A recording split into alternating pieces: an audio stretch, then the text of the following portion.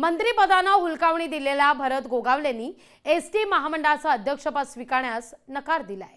महायुतीची पुन्हा सत्ता आली तर कॅबिनेट मंत्रिपद द्या अशी मागणी त्यांनी केली आहे।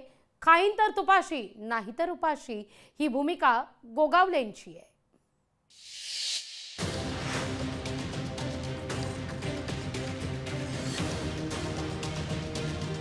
गोगावले तुम्हाला कितीदा सांगितलं तुम्ही माझ्यामध्ये डिस्टर्बन्स आणू नका म्हणून। तुम्ही जेवढा मला अडचण निर्माण कराल तेवढं मंत्रिपद दूर जाईल। अजित पवार विधिमंडळात गमतीनं बोलले होते, पण शिवसेनेचे आमदार भरत गोगावलेंना मंत्रिपदानं हुलकावणी दिल्याचं अधोरेखित झालंय।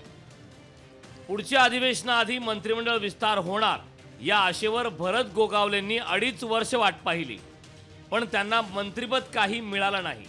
महामंडळाचं वाटप झालं त्यातही भरत गोगावलेंचा नंबर लागला नाही। भरत गोगावलेंना एसटी महामंडळाचं अध्यक्षपद देण्याचा प्रस्ताव हा त्यांना देण्यात आला होता, पण एसटीत बसण्यास भरत गोगावलेंनी आता नकार दिलाय। आता कुठलंही महामंडळ मला देऊ नका, पुढच्या वेळेला सत्ता आली तर थेट कॅबिनेट मंत्री करा अशी विनंती भरत गोगावलेंनी केल्याचं सांगण्यात येतंय। आता कसली अपेक्षा नाही, आता पुन्हा आमदार होणं आणि येणाऱ्या महायुतीच्या सरकारमध्ये मंत्री होणं। पण आता आम्ही काय साहेबांकडे मागितलं नव्हतं, बोललो नव्हतो, कुठेही चर्चा नाही। आमचा नाराजीचा काही प्रश्न नाही। जो स्वतःहून जो माणूस थांबतो त्यामुळे तो नाराज होण्याचं काही कारण येत नाही। भरत गोगावलेंच्या मंत्रिपदाच्या सूटबाबत संजय शिरसाटांना विचारलं असता त्यांनी एक सूट दोघं घालू असं सांगून भविष्यात गोगावलेंसाठी मंत्रिपद वाटून घेण्याची तयारी दाखवली। भरत गोगावलेने एक आशा होती तरी सूट पण शिवला होता अध्यक्षपदासाठी, तो तुम्ही घेऊन गेला।